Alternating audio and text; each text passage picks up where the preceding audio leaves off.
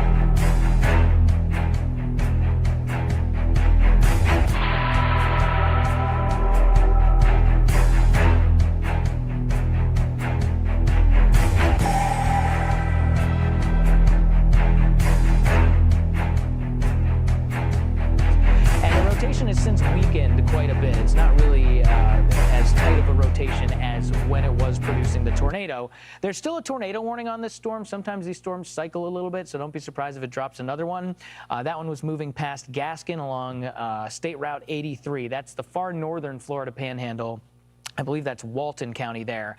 There's another storm that's right on the heels of that one, approaching Laurel Hill, places like, let's say, Clear Springs. There is one new Paxton, severe thunderstorm Flowersville. warning for Michigan. This is a storm that has some rotation in it. We've got a severe thunderstorm warning on it right now. There is no tornado warning on the storm right now, but the Weather Service has included in their description in that severe thunderstorm warning, there is a tornado possible because there's some rotation. So it could strengthen a little bit. There's a lot of lightning in all these storms, by the way. Maybe we can take a quick look at the Laurel Hill camera because that spot's about to get hammered by that storm. Either way, we've got Mobile that just dealt with a nasty severe storm that moved through the south part of town. That one's about to move out into the Gulf of Mexico. Not before it hits other parts of Alabama here, actually. So this is a nice bow echo with a little bit of a notch on it. So don't be surprised if that one starts to rotate a little bit as well. We'll keep a close eye on it. Until then, we've got a tornado watch for this entire area. Now we're starting to see why, because there is some spin in the atmosphere. Storms are going to be moving through. We've got this round of storms, and then don't sleep on what's going to happen during the overnight. Another round of storms is coming through. We'll be with you. Stay tuned. Next. Now, parts of Harris County, Texas, now unrecognizable as crews hustle to restore power for hundreds of thousands of people. I want to go out to Fox 26 Houston reporter Damali Keith. He's up in northwest of Houston in a town called Cypress, where the National Weather Service actually did confirm a tornado on Thursday night. Downtown Houston was a straight line wind. But Damali, what are you seeing in Cypress right now? What does the damage look like? Yeah. Pretty bad. Lots of downed trees that have been toppled onto some homes, and a lot of them are lining this road right here. They've already been chopped up. And if we pan over just a little bit more, you can see that tornado did rip off several roofs here in this Cypress area, not just shingles, but a number of houses have had large portions of their roofs completely ripped off. Now, all down this road here, there are homes that have roof damage, and actually the house on the very end is probably the only one that doesn't. You can hear the chainsaws going off right now as people, as crews continue to work to get the toppled trees from off of the homes and get those limbs cut up and cut down off of the homes. There are lots of homes also with windows broken out. The glass is broken all along this area, and you can see the blue tarps on top of these homes. They also suffered roof damage, and the roof damage and the glass, the broken glass in the windows, those are two signs that the National Weather Service meteorologists said that are clear indications that a tornado touched down in this area. We just interviewed the National Weather Service just a few minutes ago, and he says that they are calling it an EF1 tornado that came through in about a 2-mile area and hit this subdivision pretty hard. There are homes all around this subdivision, and it's sort of that tornado clearly hopped along and created lots of damage in the subdivision, but not every home is damaged. The residents also in this area are still without power. At one point in the Houston area, we had about 1 million people who didn't have power, and crews have been out trying to get that power restored. But for hundreds of thousands of people, we're told they will probably be without power for several days or for some time, because those transformer towers were knocked down in the tornado. And so not only are they dealing with downed power lines, but they're dealing with entire transformer towers that have been pushed over. There is one new severe thunderstorm warning for North Dakota. To rebuild that infrastructure in order to get power restored for hundreds of thousands of people. So that is the scene here in the Cypress area. Lots of big trucks have been going by because there are lots of crews here trying to work to help people get back into their homes and trying to get back to normal after that powerful storm ripped through. Reporting live in Cypress, I'm Damali Keith, Fox Weather. Thanks, Damali. We appreciate it. So we're talking a lot about the rain that's been going on in the south, the storms, et cetera. There are other stories across the nation, too. One of them is how hot it's been in Florida. Florida's known for being hot. What's so unique about this, Jane? Well, I'll tell you, it's not known for being this hot this early into May, right? Heat usually builds into Florida. It's the reason why we have our snowbirds that try to go down there during the winter time. But Typically, you run into triple-digit heat index days once we get into the height of summer, June, July, August especially. This is Miami Beach, and you can see the beaches are packed, tons of umbrellas, a lot of people in the water, and that's where you need to be to escape the heat that has just taken over South Florida. Much of the peninsula itself has been completely baked. Now, we've been dealing with this heat since about Wednesday. Key West had a record heat index set at the middle part of the week. We have, for the first time of this stretch, a heat advisory that's been issued from the National Weather Service tonight for Southeast Florida, Miami down through the Keys. This is where temperatures are climbing up into the lower 90s, 91 in Miami right now, 89 in Fort Lauderdale. You factor in our dew points, which are sitting well up into the 70s, and well, here we go. Heat index values in the triple digits. And this is extreme heat index values for a prolonged period of time through this afternoon that could very well lead to heat illness if you're not careful. Peak of the heat is expected to come tomorrow. So we've got another day of this really extreme heat on the board. Temperatures expected to be even a touch degree warmer. You factor in the upper 70s for those dew points in the afternoon, and we're expecting once again to see those heat index values reaching what I expect to be heat advisory criteria. So we'll likely see those alerts back on the board. That risk for heat illness, that what heat risk indice, that extreme, that's the purple color you see here on the board, that does stretch a little farther to the north tomorrow to include Fort Lauderdale, Boca Raton. Out on the 75 corridor, you get inland into Naples, even just south of Tampa. There's a lot of communities here within the heat, and it does build up to the I-4. Thankfully, a cold front crashes in on Sunday. We might get a little storminess to close out the week, but temperatures are back down into the 90s with those heat index values. Some relief certainly needed. Well, let's head out to the tropics. And when I talk about tropics, I'm not talking about the Atlantic Ocean right now. I'm also not talking about anything that's going to be too big of a deal in the Eastern Pacific, but it's a little bit early on in the season, and we've got a couple disturbances, so I wanted to just show you these guys. A couple different areas of low pressure. The chances of this becoming a tropical depression or a tropical storm, about 30% in the next 2 days. And, you know, at least looking There at is the one new forecast models, severe it looks like the thunderstorm trends are warning for starting to go South down a little Dakota. bit. They're trending more toward the storm systems here not really developing all that much. Now, even if they did develop, the wind profile is such that they would likely stay off the coast of Mexico. Okay, so we won't spend too much time on that. A much more impactful story is farther toward the west, out in the central Pacific, where Hawaii has been getting some really, really heavy rain from this Kona low setup, which is when you get low pressure set up kind of well to the northwest of Hawaii, and you get this big trailing cold front, and then the wind starts to come in more out of the south rather than out of the east like it normally does. Okay, so that changes the whole wind flow out there, and what you end up with is a lot of moisture that comes in from the south and some very heavy rain. We've had multiple reports of flooding, especially along the island of Oahu. That's where Honolulu is, and that's where some of the heaviest rain is falling right now. Now, the general trend with this rain is going to see it starting to move farther toward the west. So Kauai, you're next up over the next couple of days. You will end up with some heavy rain as well. I mentioned we had the flooding reports in Oahu. We also have had some flooding reports, or I think we will end up with some flooding reports in Kauai over the next couple of days, just to give you an idea of how much rain is still to come here. On the forecast model, at least on the model, it's not looking like a huge amount. I do think we're going to see some isolated totals that will be a little bit more than this when all is said and done. Now, let's go to the Northeast, because this is a spot where a lot of people in the country live, and they probably want a little bit of love too, as far as what's going to go on with their weather. Here we are in New York City. Today has actually really not been too bad, at least outside the Fox studios.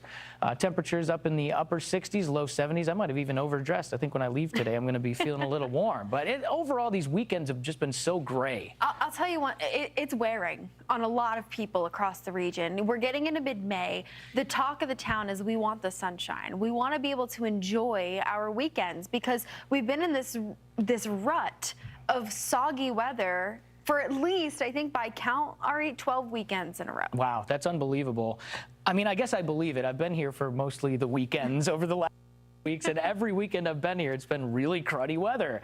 We're going to have some rain in the forecast coming up over the next couple of days. So, some of the bigger Northeast cities today, it's kind of a little break. It's really not too bad after we had that little coastal low over the last few days. Yes, that wouldn't budge. And then basically we've got another storm system that's coming in. It is. And, I will say when it comes to the rain, and this has been the overall trend too the last few weeks, it's manageable. It's just annoying to have to work through. We can't seem to shake it. As far as the rain still to come, it's not a lot. So the flood risk is not very high, which is good, especially considering to how we started the year, right, with just immense amounts of rain.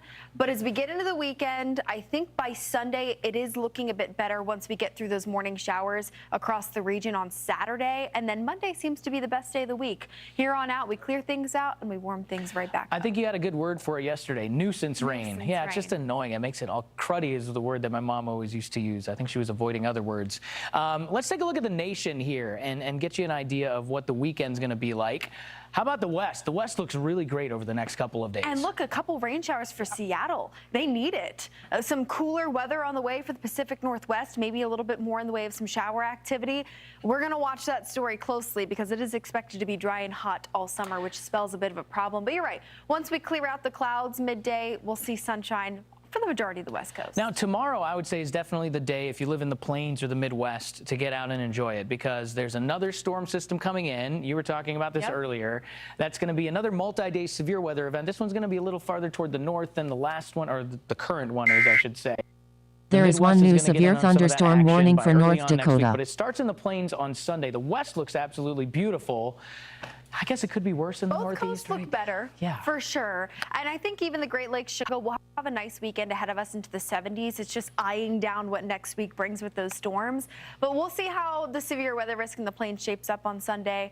I think we might be all right. Okay, so depending on where you live, you might have some nice weather this weekend. You might have some not so nice weather this weekend. I'll tell you who's not going to have nice weather over the next 24 hours. Parts of the south, there is another round of storms that's going to roll through. We'll get you the latest on it coming up after the break.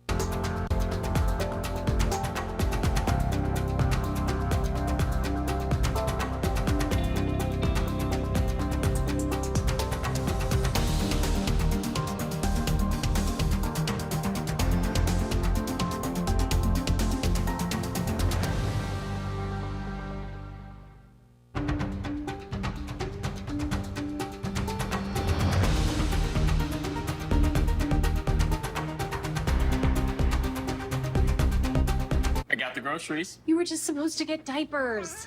Couldn't find them. Well, you found your favorite cereal. Go back. Can't.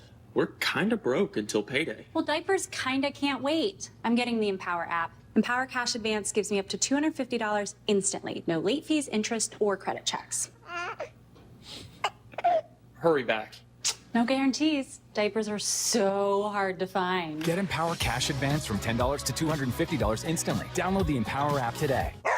He had to have 17 teeth removed. He has an appetite that can never be satisfied, which is why he's trying to eat rocks. He ate beef and had an allergic reaction, and I was like, have I killed my dog? He had a bypass surgery because he ate a sock. Fetch provides coverage for all of this and so much more. Get paid back up to 90% on unexpected vet bills. Use any vet and cancel anytime. Fetch, the most comprehensive pet insurance. Get your free quote today.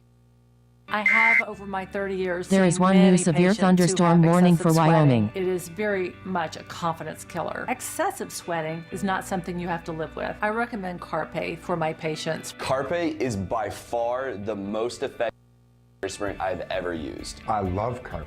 Now I don't sweat. Effective and affordable. It's a game changer. Avoid expensive treatments, injections, and prescriptions. Your total body sweat solution is available at .com. Visit today and get free shipping.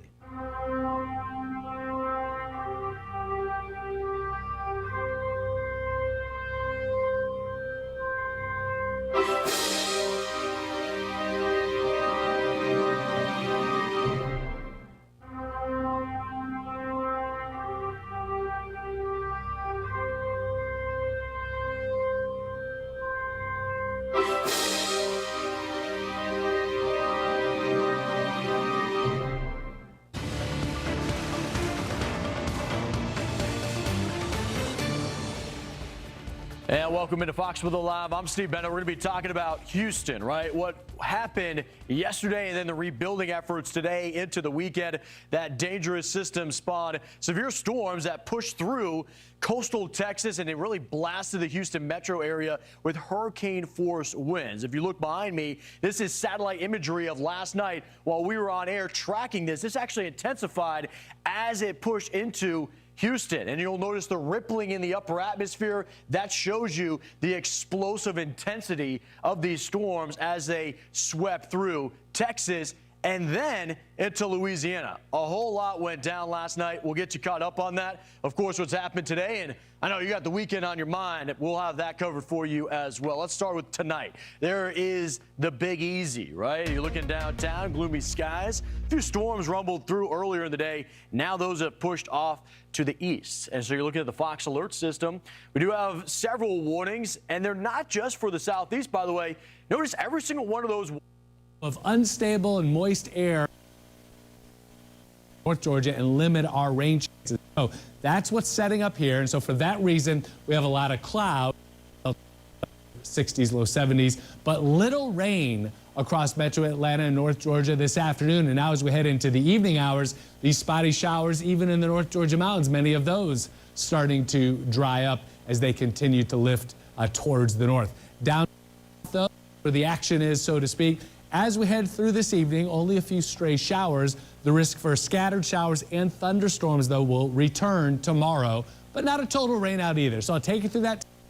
We'll have wet and dry hours, and when we can expect some thunderstorms tomorrow coming up. Now the breaking news in Cobb County tonight, where police shot and killed someone outside of a gas station in Mableton. In the last hour, investigators said it all started with a chase, and then the driver of a truck tried to ram patrol cars. Video from Channel 2 Action News viewers here showing smoke pouring out of that box truck. And Channel 2's Barrett Peterson has been live at the scene today. Barrett, you folded and you have some new information.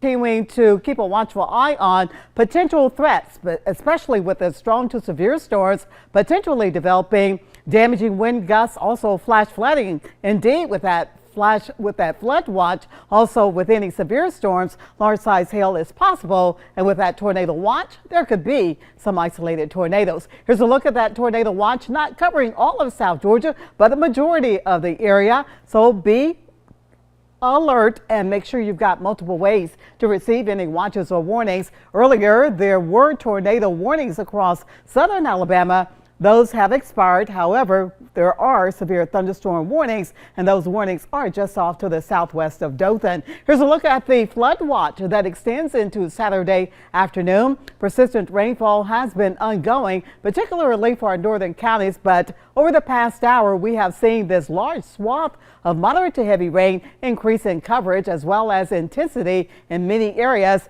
Seeing some of the showers now pushing across areas of Thomas County, not widespread in those areas. Look across Baker County, everyone's getting wet, and that extends just along the Flint River. Northern Mitchell County, more pockets of moderate to heavy rain. There are some embedded thunderstorms, and of course, they are producing some of those hefty downpours around the Good Life City, especially moving toward Radium Springs. Showers have tapered off, but it's going to pick back up shortly. We are continuing to see moderate to heavy rain. Terrell County stretching into Sumter County, northern portions of Lee County, and then over into portions of Dooley and Crisp counties. On the southern fringes of I-75, things are pretty quiet. However, your chances of getting in on the much weather and potentially stormy conditions continue throughout the evening on into Saturday. Stay with me. I am tracking this activity. I'll have more details and the very latest on those potential threats coming up in your First Alert Extended Forecast. Well, new at 6, we have new information in a deadly To speak to a meteorologist from the National Weather Service, and he told us down this very corridor was 100-mile-per-hour wind. So it's not only the Wells Fargo building here that received damage, we also have the CenterPoint Energy building, and then further down this street, we have the Total Energies Tower as well, all with severe damage there to the windows. Today, we also learned a confirmed tornado touched down in Cypress, and we continue our team coverage here today from that devastating storm with our Dominique Keith. Yeah, Anthony, the tornado certainly did a number on this neighborhood here in Cypress, and this is the Harbor Gates at the Heritage Subdivision. A lot of the homes now look like this. The rooftops are covered in the blue tarps, and there are splintered trees in their yards. Many of the homes now have mangled fences in their yards. They're still working on the rooftops here on these homes to my left, because not only did the tornado tear through this neighborhood, ripping off shingles, but on some homes, the tornado ripped off entire rooftops. And all of a sudden it got really dark and still, and so we moved inside, fortunately, at the last minute. And then it sounded like a freight train. There was water coming in through this ceiling fan right here? Most of the fans had water dripping down. But along a couple-mile path here, we had a tornado move through this neighborhood. We're rating it an EF1. 110-mile-per-hour winds based on the damage done to the roofs and kind of well-built structures in these neighborhoods. We were right here. There's four of us, and the last three of us was going out this way.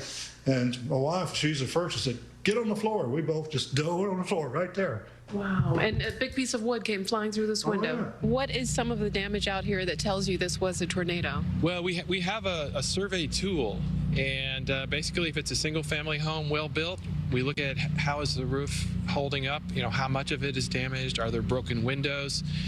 In this case, we have both. We have significant roof damage and broken windows. So the wind crumpled your garage door. Yes. It forced this door open, causing this hole right here and ripping it from the frame, and then took the door right here completely off the hinges. It did. It did do that. And it's a good feeling in your heart to see other people coming out to help. Oh, yeah. This is a good, mostly a good, close community. And you see neighbors. I see it's very emotional for you. Well, yeah. I'm an emotional guy. Oh. I don't like it. Sorry about that. I wish you would take all those out of there. God bless you. I'm not telling anybody on me on Fox 26. He says he's not going to tell anybody he's going to be on TV. Most people tell everybody they're going to be on TV. But Mr. Stahl told me if you don't laugh about it, then you will cry. There is one And new in the midst of tornado all warning of the for damage, Alabama he went and out to his Florida. garden, started gardening, and gave me some green tomatoes, told me to go home and make some fried green tomatoes. A lot of the residents here tell me while they are devastated to see their homes in this shape and they still don't have power, they say they are very grateful that they made it out alive. Anthony, reporting live from Cypress, I'm Dominique Keith, Fox 26 News. Yeah, even in the midst of his own struggles, that gentleman was still kind enough to try to give you some tomatoes for you to have an even better night. Dominique, that's just a lot of strength there by that man. All right, we want to continue our coverage here tonight. Let's also go to Independence Heights with Jade. And you are listening to our Fox 26 affiliate there as they There talk is one about new those severe storms from thunderstorm last warning for night. Alabama and we Florida. look at the power of the community, right? As they talked about sharing that green tomato, that gentleman had lost so much, but wanted Dominique to walk away with something special. It just speaks to so many parts of America, right? When you see the worst of Mother Nature, the best in humanity comes out time and time again, something we will continue to highlight here on Fox Weather. And we talked about last night, this was sadly a deadly system. 4 people died, and we had winds that topped out at 100 miles per hour and left a destruction throughout the Houston metro area where communities are focusing on cleaning up. So let's go there again and talk with Fox News multimedia journalist Chelsea Torres. Chelsea, can you tell us what the scene looks like here tonight there in Houston? Sure, Steve. Well, people that I've talked to say that really everything just happened so fast yesterday, and it was really just a matter of minutes when trees were completely ripped out of the ground. Transmission towers actually crushed. Even the one you can see behind me completely toppled over. Not only that, but even across the highway, it's a straight line of sight of transmission towers that have been snapped in half. Houston officials say the storm knocked out power for nearly 1 million customers. Officials say say it could take several days or even longer in some of the worst hit areas. The mayor of Houston confirmed 4 people died, 2 killed by fallen trees, and 1 died from a falling crane. One couple we talked to struggled to get out of their car because of those strong winds. The wife says Hurricane Ike and even Hurricane Harvey did not leave this type of damage. And within 5 minutes, we heard lightning and then boom. And I thought lightning had maybe hit real close here. And he opens the door and voila, tree in the house. Very fortunate that she wasn't sitting in the car. So it crushed the car, the roof. I got holes in the roof, my front porch, the side of the house, tore down wires. Yeah, it's a good, did a good job. Now, Steve, you can see This isn't a tornado warning. people are without power today. 5,000 crews have already been sent out, start working and assessing the power itself. There's even a crew here that we're looking at these transmission towers to kind of see exactly what they need to do to get this power back on. Because as we know, starting next week, the temperature will be up into the 90s. Steve? And Chelsea, I mean, these are massive towers that have withstood so many storms and tropical storms, hurricanes, and yet collapsed because of the violence last night. Speaks to the intensity of those storms. Fox multimedia reporter Chelsea Torres, thank you for that update from Houston. Let's talk more about that intensity there when we look at the wind. There is one new severe thunderstorm warning for Montana. And then as it progressed to the Highlands, had 78 mile per hour winds, hurricane force winds that ripped through the 4th largest city in America. I remember being in, this zone right now last night, tracking these warnings. We had 4.5 million people that were under these damaging wind threats. By the way, you may be wondering, okay, they registered 78 mile per hour winds. Why are we saying we saw up to 100 mile per hour winds? Because the damage reports that we have seen throughout the Houston metro area confirm that in those locations, it did intensify. And as we are looking at here, major power outages still for Waller and Harris County because of those powerful winds. Let's talk now about the looming threat, though, for East Texas, because we've seen severe storms time and time again. And with those comes the rain, right? We've seen 3 weeks in a row of just nonstop rain for these communities of East Texas. And so it has been brutal when we look at these storms. Now they've progressed along the I-10 corridor and really impacting, the South now, all along the Gulf Coast. So these are communities that are underwater. This was Livingston, Texas, early in the month. Now we look at the flood watch, thankfully leaving Texas, but impacting areas like Baton Rouge, New Orleans, all the way through southern Georgia. Now, just because the storms have left, doesn't mean the concern's over for Texas. Remember, we talked about how that water drains into those major rivers. Notice we still have 1, 2, 3, 4 different icons, 2 different rivers, mainly the Trinity River, which is going to major flood stage, which always leaves those communities near the banks or downstream at concern. For the flash flood threat today into tomorrow, it's going to be Mississippi, so towards Hattiesburg Meridian, kick I-20 out towards Montgomery. Those are the spots with a 3 out of 4 risk for flash flooding. It's because of those storms tonight and into tomorrow. As you look at those areas along the Gulf Coast, the Big Easy, going back towards Tallahassee, and even towards Savannah, Georgia, where you could get 2 to 3 inches of rain, and it's all because of this low pressure that continues to carve its way through the southeast. Something that we'll be watching closely as it develops tonight. And we take a look at what we can expect over the weekend. Will there be more severe weather? Well, once we look at tomorrow, the southeast still looking at dynamic storms all along the I-95 corridor. And then on Sunday, it's a new system that starts to usher back in, and it's going to be the Midwest. As those storms spill out of the plains, it creates a severe risk for Nebraska and Kansas, and that could actually enhance as we get closer to the event. We'll have more on that when Fox Weather Live returns.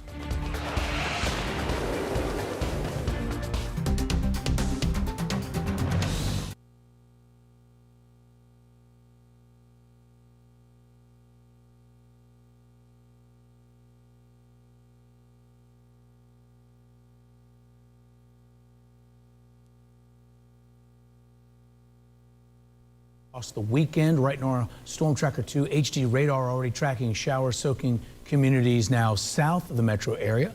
Chief Meteorologist Brad Nitt's going to break down the timing for the events. And I mean, you know, you've got youth softball events going on, you got the track meet in Piedmont Park, you've got all the all-star baseball kids playing and all that fun stuff. So we'll have the weather forecast update in about 10 minutes.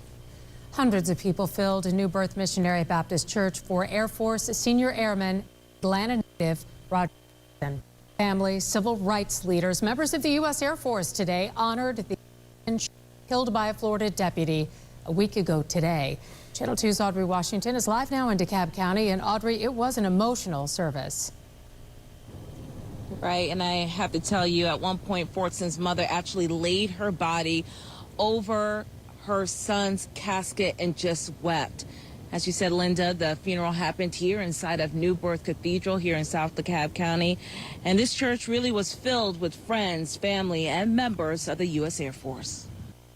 There's healing for you. The family of senior U.S. Airman Roger Fortson said they wanted a service fit for a hero, and that's what they believe they received Friday morning. Hundreds of people, family, friends, dignitaries, civil rights leaders, and members of the U.S. Air Force filled New Birth Cathedral in DeKalb County to say their final goodbyes. I love you, Roger. Beyond his flying and combat accolades, he was a great person. At just 23 years old, Roger Fortson lost his life when an Okaloosa County, Florida sheriff's deputy shot him 6 times inside his own home. The case sparked national headlines. In a video message, civil rights activist, the Reverend Al Sharpton, addressed the controversy. So if you see a black man in his own home, you have the right to shoot first and ask questions later. Of murder. Pastor Dr. Jamal Bryant delivered a rousing eulogy that sent nearly everyone in the sanctuary to their feet. He called for justice and for America to do right by an American hero. Roger is not a hashtag. Roger is a son, he is a brother, he is a nephew, he is a man, and he is an American. And now the case remains under investigation in Florida. Dr. Fortson was laid to rest this afternoon in Atlanta. And we are live tonight here in South DeKalb County. Audrey.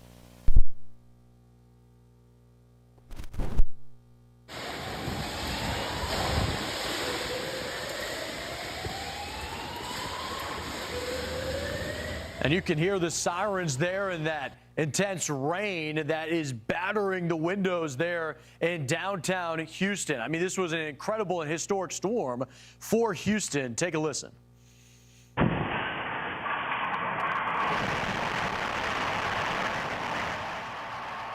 I mean, that's a building that just collapsed because of that intensity. I mean, this is a storm that rivals the area's famous hurricanes. I mean, we're still seeing everyone getting out, picking up the pieces from this event. Right, a lot of concern about this rivaled Hurricane Ike. And then we had the local officials come out and said, now this rivals Hurricane Alicia back in 1983. We're talking 41 years ago since we've seen this type of destruction in Houston, the 4th largest city in America. I mean, we're talking millions of people that felt the impact. This was a new build that just completely fell apart there because of the intensity of the wind. By the way, the National Weather Service did come out and confirm this as a derecho, which is a massive wind event that carried well through Houston and ripped through the I-10 corridor of Louisiana again. I want to show you some aerials now of that widespread damage that was felt, right? This is an isolated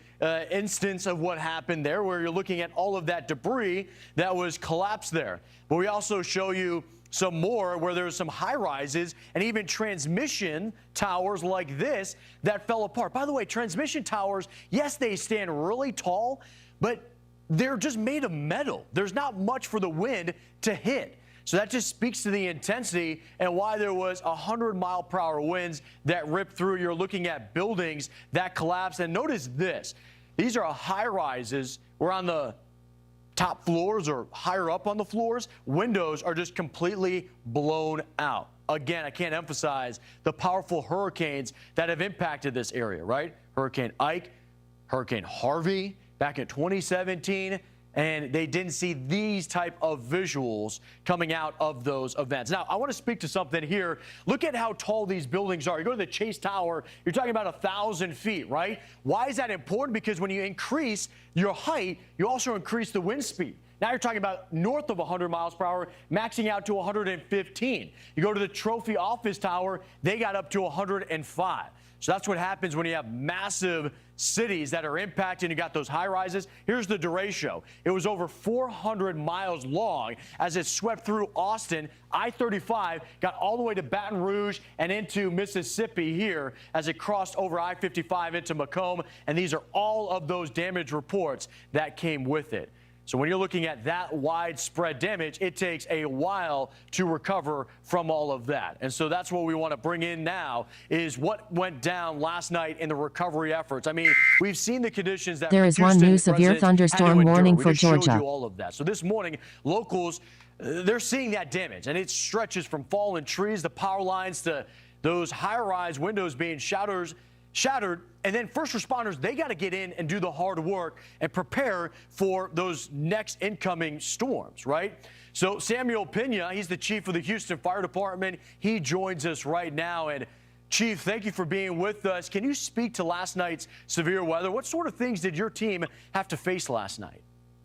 Hi, Steve. Well, it's been an incredible 24 hours. We had significant damage and destruction, especially in the downtown area. It seemed to be more concentrated, but the storm hit a wide area here in our city.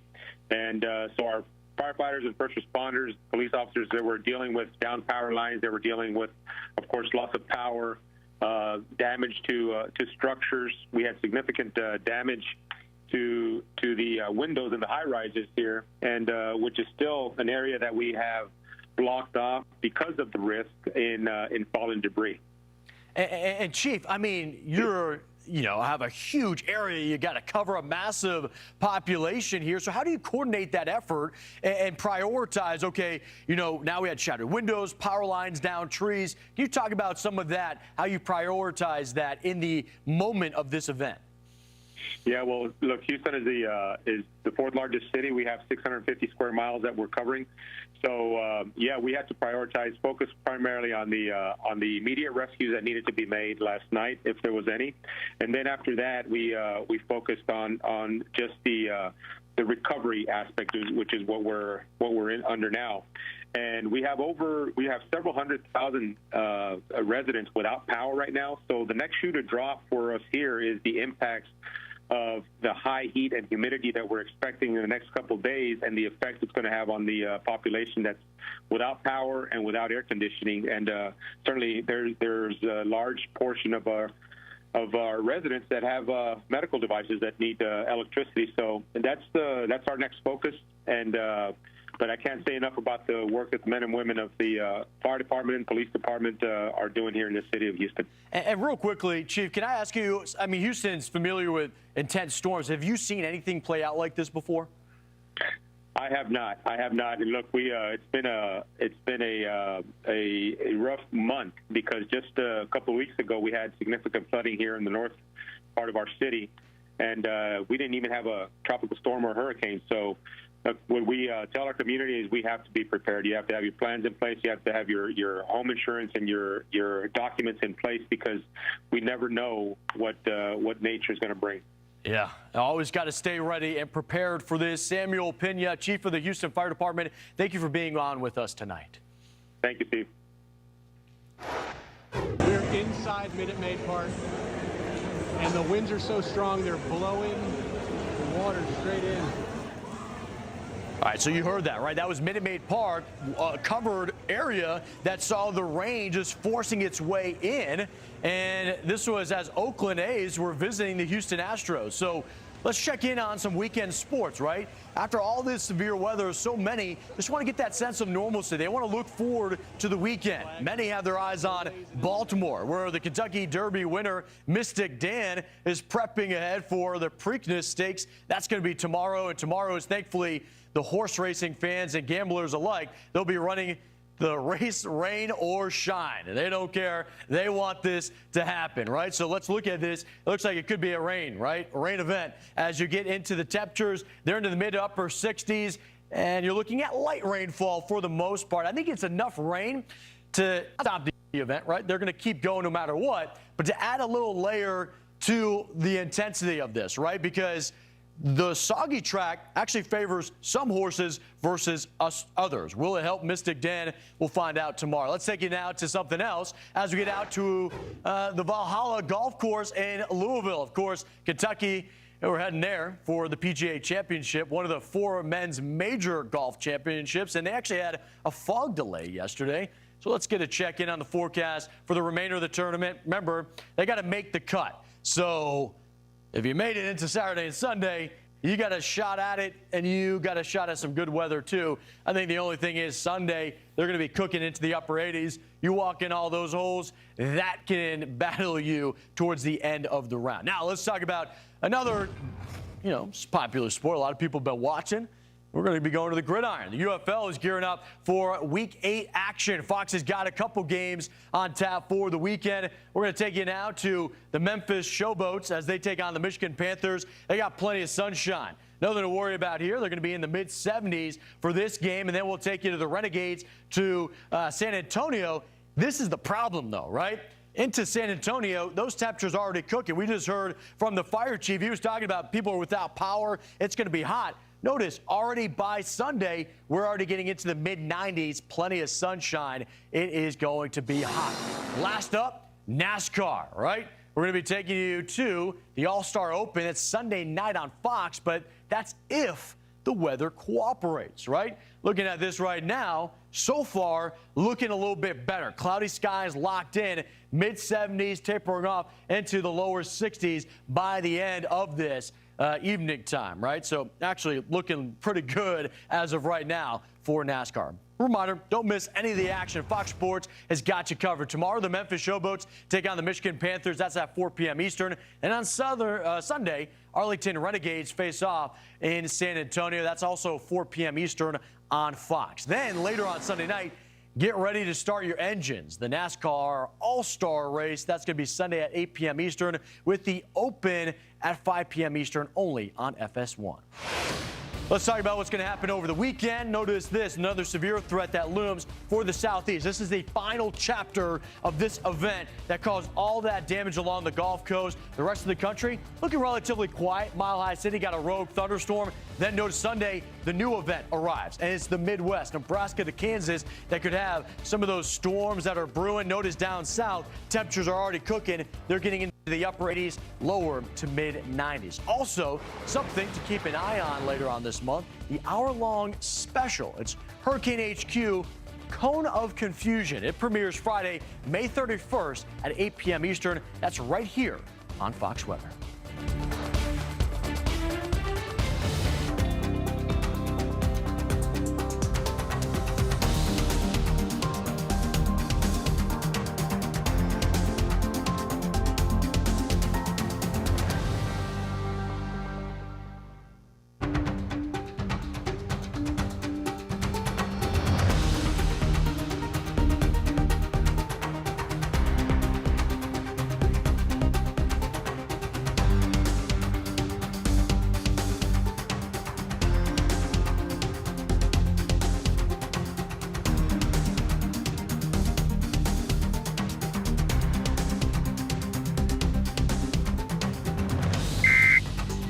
There is one new severe thunderstorm warning for South Dakota.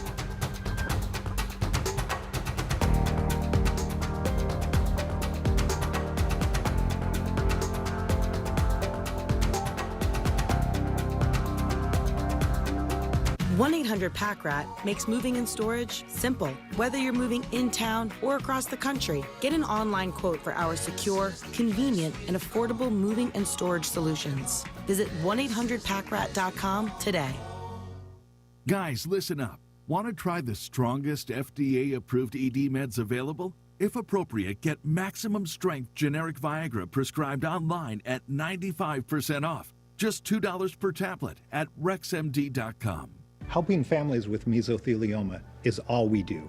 Our firm has been offering a free book on mesothelioma for over 10 years. Since that time, thousands with mesothelioma have trusted us to represent them against those responsible. We have local offices throughout the U.S. Mesothelioma really is all we do, and there is no risk to you. Let us put a plan in place for you and your family. Call now. Call us at 800-260-0800 or go to mesolaw.com. Gilt has the designers that get your heart racing. Dior, Valentino, and more. All at insider prices, new every day. The looks you want are yours, at up to 70% off, but only if you act fast. Because 1 second they're here, and the next, they're gone. Designer sales at up to 70% off. Shop Gilt.com today. There is one new tornado warning for Virginia. $78.29. Oh, I've only got $50. Take out the cheese puffs and the broccoli. I mean, who likes broccoli? I don't. Only $22.87 to go.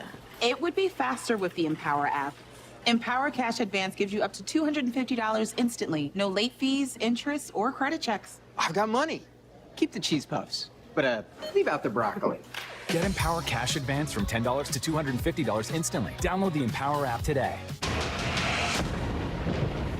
And welcome back. We're on a Foxville Alert showing you what's happening in the southeast. This is Laurel Hill, Florida. This was a spot that was under a tornado warning before, and now it's turned into a severe thunderstorm warning. And notice on the Fox Alert system, you have another tornado warning, and that's going to be for Virginia, Henry County, and Patrick County, Virginia. That's going to be until 7 p.m. And so, yeah, it just shows you how volatile it is around the East Coast. Southeast has been dealing with dynamic storms. As you see here from Laurel Hill, you'll notice this is now turned into a tornado possible severe thunderstorm warning, right? So they've lifted that tornado warning. This impacts Geneva, Jackson, Walton, and Washington counties. And this goes until 6 p.m. Central Time. You'll notice here there was an impressive couplet before, but now it's relatively broad rotation north of Bonifay and north of the I-10 corridor. I mean, there's still a connection there, but I would say broad rotation turns into a damaging wind threat. If you look north of Highway 2, and right there to the west of Highway 79, that's where you have the worst of it. So that's going to be, yeah, about mid-60s, so 66-mile-per-hour winds that are going to be pushing through. And so that can create damage, especially this region, very densely wooded region, and they've already taken multiple waves of severe storms. With that, they've had some impressive rain totals, areas. And some wind gusts. You got outdoor plans tomorrow morning, just a few stray showers, better chance. There is one new severe thunderstorm warning for Same North on Dakota. Sunday, but overall, Sunday is a drier day. Little, if any, rain Sunday morning, and then just isolated coverage of showers and storms Sunday afternoon and evening. Here's the Saturday severe weather threat, mainly middle and southeast Georgia. Some of those storms that do manage to fire up across North Georgia, including metro Atlanta, have a low-end level 1 threat becoming here with west and some hail a possibility as well. Rainfall, we're going to see that. Pockets of heavy downpours. You see the purple there. Rainfall amounts 1 to 2 inches. That's Saturday, and an isolated storm could add to those totals as we head 1 inches, but that won't be everywhere. We get those pockets of those heavier with those thunderstorms. Here's your 5-day forecast. The weekend always in view. Timing great, but the rain focused on the weekend, and then we dry out early next week. So tomorrow, 78, temperature kept down with the clouds and those showers and storms. We get to 80 on Sunday, low 80s Monday. But look at Tuesday and Wednesday warming up. Mid-80s Tuesday. By the middle of the week, we'll be pushing up into the upper 80s. We're staying on breaking news. Cobb County Police say they shot and killed a man who rammed officers with a truck. You can see the burned truck right there. Police tell Channel 2 Action News the truck had a stolen license plate. And when officers pulled over the driver at a gas station near Old Floyd Road, he took off. The truck collided with several cars. That started the fire. The driver was pronounced dead at the hospital.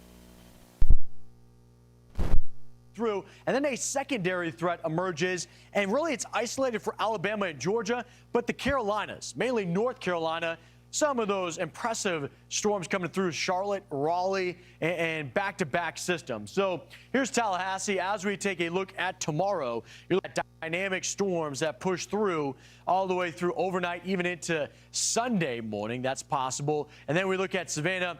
Very similar setup. As you're looking at those temperatures, they're going to be into the 70s. This is a tornado warning.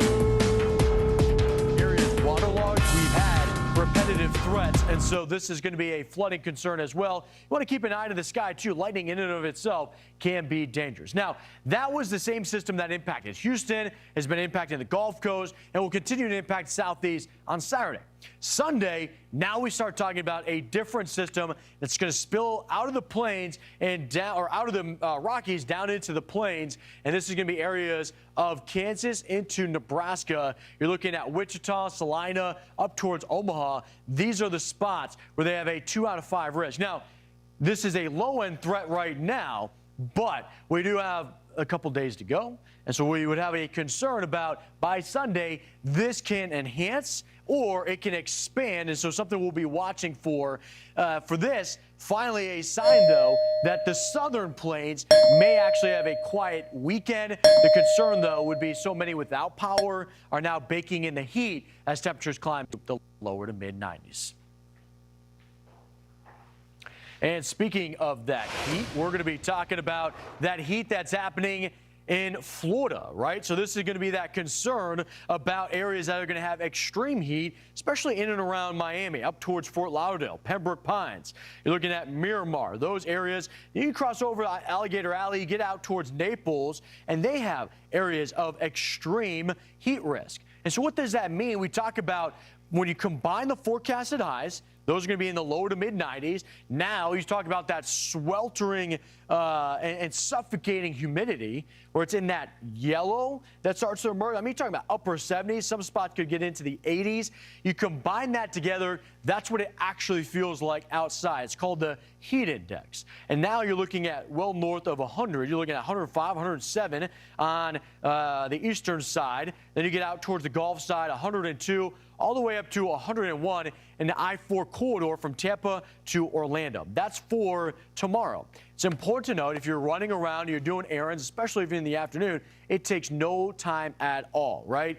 When we're looking at this, the concern is when you're talking about interior car temperatures, oftentimes you're talking about the summertime. You have to be thinking and cognizant of this in May, because now in 30 minutes, which if you're grocery shopping, it takes no time at all. You're looking at areas of Miami and Fort Myers where there are, and even Orlando, Central Florida, where you're getting 127 degrees.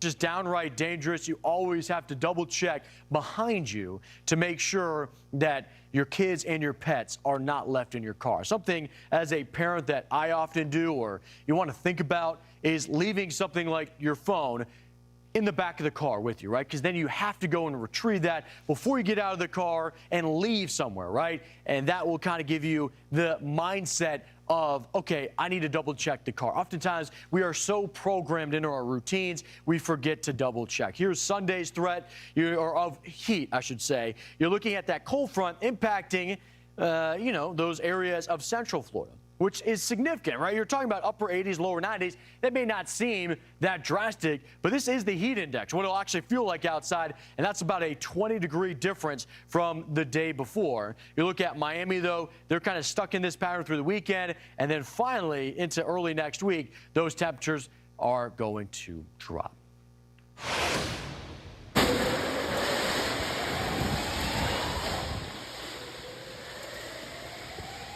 And you're hearing the sirens there, and notice the windows are collapsing, right? And you're seeing those violent storms that are pounding those areas there in Houston.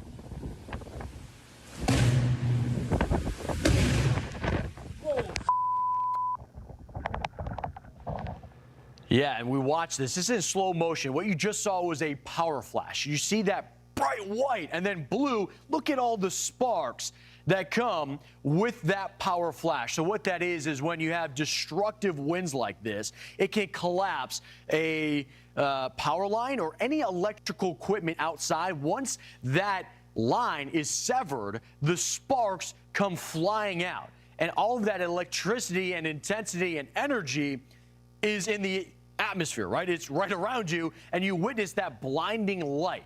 Why it's oftentimes very important to be away from the window in an interior room, because if that explodes, debris gets thrown out, the window cracks, you have all of this happening around you. It's unpredictable. You could see from that viewer there was no time to react. They almost sheltered in place immediately from that because of the intensity of this storm. You're looking at other visuals here. This is from a skyscraper vantage point of Houston where that intense rain comes through. There was also power flashes in this as well.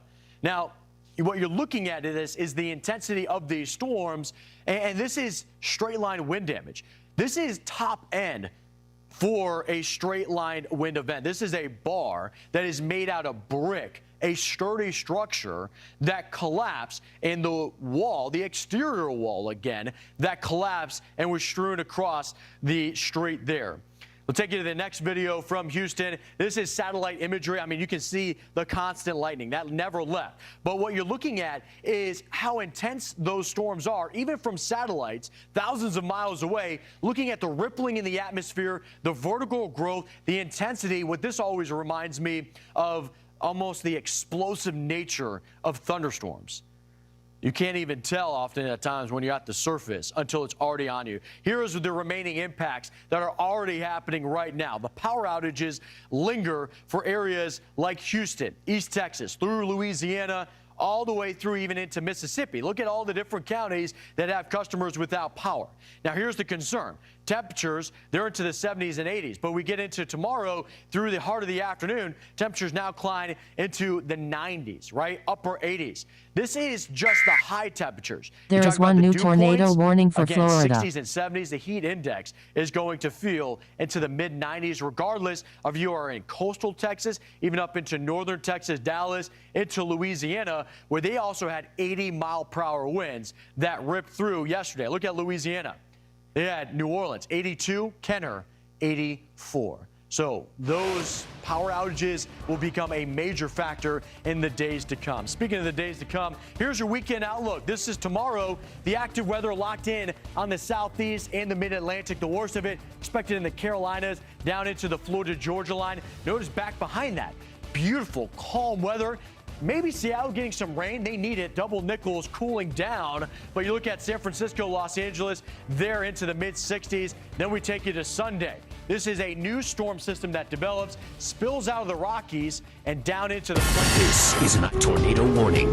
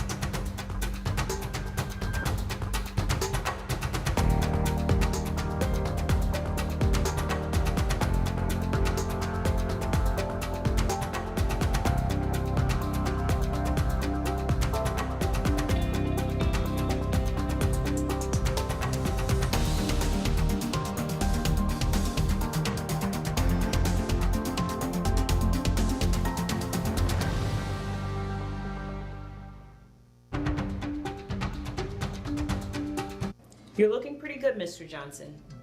Okay.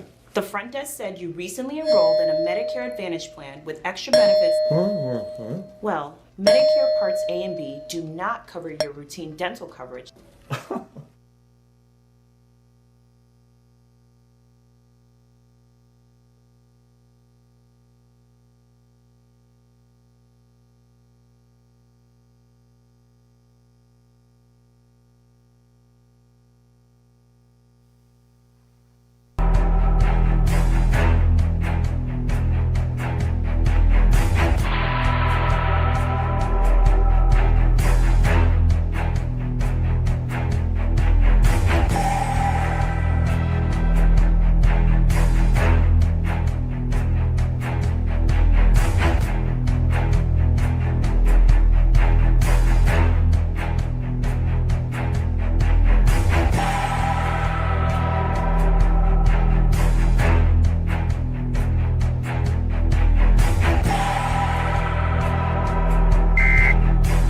There is one new severe thunderstorm warning for Michigan.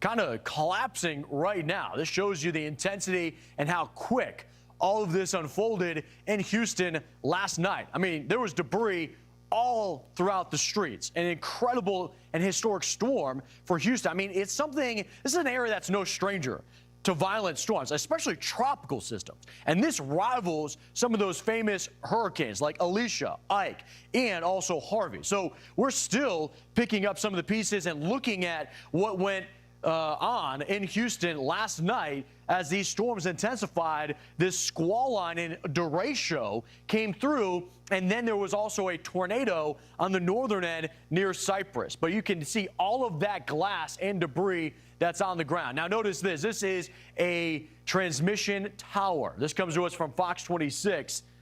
This is what happens when you have straight line wind damage. These are same transmission towers that have withstood those historic storms that I talked about. Yet a thunderstorm collapsed it. And then it falls on things like this. This is a vehicle, a semi that was crushed. A crane collapsed on top of that. It looks like power lines just went through the cab of the car. I mean, that is absolutely terrifying. You don't know if those lines are still active. And then you get to this here where you're looking at shards of glass that are just all over the place, kind of carving into the ground, into the grass. There's windows that are blown out from the lower stories even up to the top end of the stories, right? And so, by the way, this was a deadly storm. 4 people died in this event.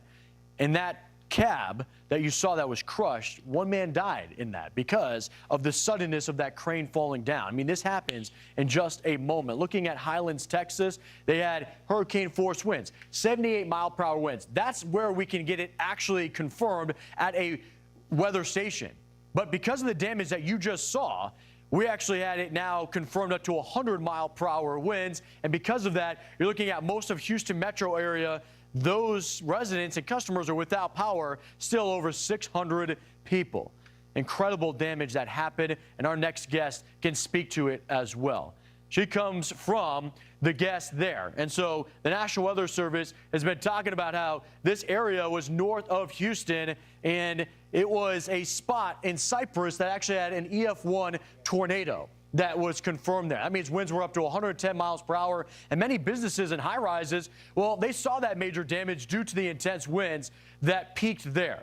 Marilyn and Pat Williams, they're the owners of the Crab Junkie restaurant and bar, they were in that store during the storm. So they actually joined us now to recount the moment that tornado hit. Marilyn and Pat, thank you so much for being with us and sharing your experience. Can you talk to us about what was the first sign of trouble that you had before that storm hit? Absolutely. Thank you for having us on this evening. The first thing we noticed was the skies got really, really dark. It was, a darkness that we probably hadn't seen before. And we had customers sitting outside at our restaurant.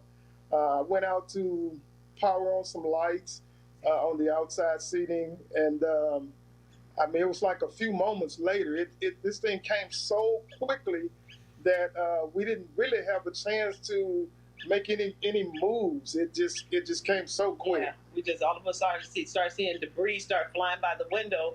We got the notification saying the tornado is in your area. Take cover now. So I tried to get some of the people, and we tried to run to the freezer to hide in there. And it was, before you know it, it was just all we heard was the wind blowing and the door flew open, and it was horrible. Yeah, Pat, Marilyn, I want to ask about that because since you own this bar and restaurant, you feel like you're responsible for the customers, right? And they get these warnings, and their first sense and instinct is, all right, I need to get out of here. I got to get home. But they didn't even have time to do that, right? Not at all. Not at all. It was like just instantly, all of a sudden the thing just showed up, and we didn't have a chance to I guess get the customers out or in. It just happened like that. It was the shelter in place, like where they were. Yeah, absolutely. And he just kind of stayed out here in the lobby with the customers while the rest of me and the other staff ran into the freezer. Yeah. But he stayed out here with the customers, trying to get them to come on, get. Yeah, trying to gather them together. Yeah, this is something that I feel like many have never even experienced. That's what I want to ask you about. Houston is no stranger to powerful storms, especially when we're talking about hurricanes and tropical systems. But, this was something different. Have you ever experienced anything like it? It was different. I'm from Houston, born and raised in Houston my whole life. I've never experienced a tornado. Now, I have experienced, I think the worst storm was Hurricane Alicia, which it puts it close to it. This could have been even worse than Hurricane Alicia. But other than that, we've lived through storms, but nothing to this magnitude. This was different. It was different. And you usually see how widespread this damage is, too. The Houston metro area, you have all this debris that's all over the fourth largest city in America. It just speaks to the intensity of this storm. Can we talk about your bar and restaurant there? What type of damage? We saw some visuals. What's the extent of this and the recovery process for you? Oh, we're trying to figure that out. We've been cleaning all morning. We started trying to clean, pick up some things, it's a lot of damage we have. We don't even know the extent of, the damage that we have as far as numbers. A lot of things are damaged. I can tell you that. It's really bad. It's a really bad situation for us. Today we've just been trying to focus on picking up some of the debris and getting the tree cut down, because the tree fell on the building, part of the building. So we've been trying to get that tree cut down, and so that we can kind of start moving some things around. But we've suffered a substantial amount of damage over here. Yes. Well, Marilyn and Pat Williams, I know you have a long road to recovery. We appreciate your time and sharing what that was like to go through. But we also want to hear from you. When you are able to reopen again, we want to be able to celebrate with you, because we know you're an important part to the community there in Houston. The owners of Crab Junkie Restaurant and Bar, thank you for your time tonight. Thank you so much. Thank you for having us. Thank you. Definitely. Let's talk about how a lot of people are trying to get into the weekend, right? And they're just trying to get a sense of normalcy after all these storms have caused so much disturbance in their lives. Temperatures, they're warming up. Summer's almost close. And so maybe you got some vacations planned. People all across the country, they're ready to travel. Fox multimedia reporter Caroline Elliott is in Hartsfield-Jackson International Airport in Atlanta to talk to us about this travel season. Caroline, what can we expect for this summer as we get closer? Well, Steve, the same time next week, we're expecting TSA lines to be a lot longer here at the airport. According to FlightAware, more than 50,000 flights are scheduled between Thursday and Friday next week. And this rush comes just in time for Memorial Day weekend, which is the official start of this crazy travel season. The TSA expects to screen more than 18 million passengers from May 23rd to May 29th.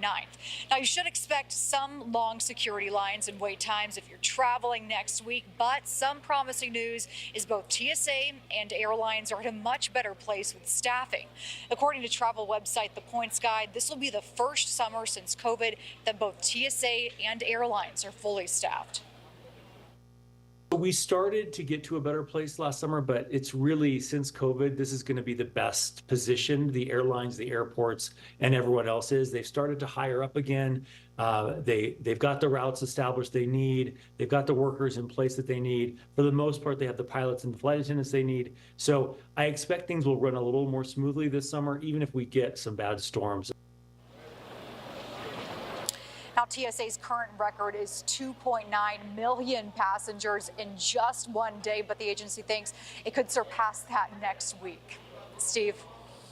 Start prepping ahead. There is a lot of people excited to get out for some summer travel. Fox multimedia reporter Caroline Elliott, thank you for that update. And a lot of that kicks it off is going to be Memorial Day, right? So we want to give you the outlook in advance, and we'll talk about how, out west in California, cool and dry. Notice the southern tier all along the Gulf Coast is going to be warm and dry. And then we do have rain right in the smack dab center of the country, St. Louis, Chicago, Minneapolis, Northeast, cool and dry as well. Looking at Memorial Day for New York City, we said it was going to be cool and dry. Look at this. This is what we've seen over the past several years. And notice those temperatures have been relatively consistent, 70s and 80s. And so let's see. I mean, we're going to be a little bit cooler, so maybe that'll come to fruition. We're looking at what's going to happen in the outlook here. Yeah, we're into the 70s there in New York. Notice the Midwest and the Great Lakes, soggy. We get into Saturday, isolated showers. Overall, this far out, we don't have any major systems that we are tracking just yet. So hopefully, if you have some Memorial Day plans, they are going to be looking good. We'll have more on those storms and your weekend outlook when we return here on Fox Weather Live.